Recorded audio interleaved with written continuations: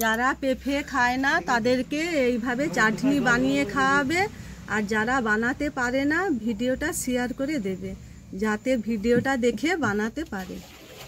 Hello বন্ধুরা, ভাবলাম আজকে আমাদের নিজেদের গাছের পেঁপে হয়ে আছে, তাই আমি চাটনি বানাবো। পেঁপেটা পেড়ে নিচ্ছি। হ্যালো বন্ধুরা, আমি আগে পেঁপেটাকে ভালো করে ছাড়িয়ে নিচ্ছি।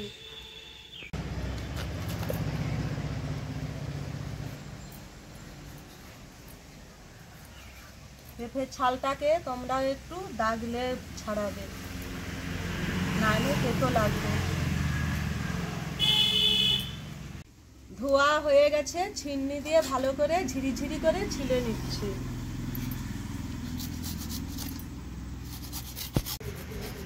ঝিরিঝিরি করে কাটা হয়ে গেছে, এবারে আমি সিদ্ধ বসিয়ে দেব। আদাটাও ঝিরিঝিরি করে কেটে আমি পেঁপের চাটনির সঙ্গে দিয়ে দেব। তোমরাও বাড়িতে পেঁপের চাটনি বানালে এইভাবে আদা ঝিরিঝিরি করে কেটে দিয়ে দিবে, দেখবে বাচ্চারাও খেয়ে নেবে। আর আদা যে দেওয়া থাকে কাশির পক্ষে খুব উপকার। ঝিরি করে কেটে রাখা পেঁপে আমি হালকা করে সিদ্ধ করতে বসিয়ে দিচ্ছি। আমি অল্প করে জল দেব।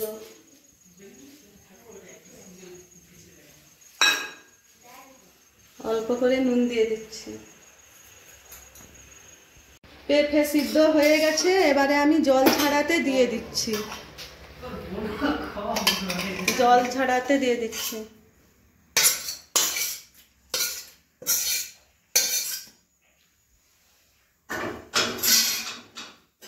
কড়াই তেল গরম করতে দিয়ে দিচ্ছি। তেল গরম হয়ে গেছে, আমি গরম তেলে দুটো শুকনো লঙ্কা কুচি করে দিয়ে দিচ্ছি।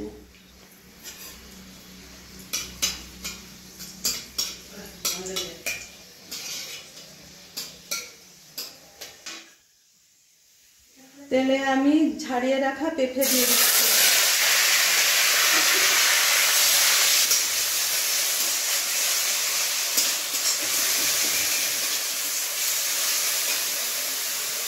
চিনি দিয়ে দিচ্ছি।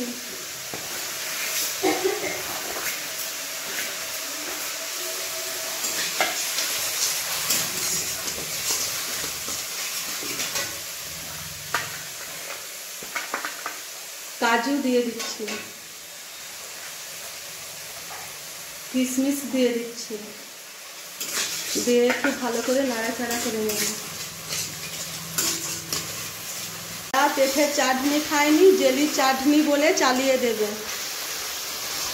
সব শেষে ওপর থেকে লেবুর রস দিয়ে দিচ্ছি।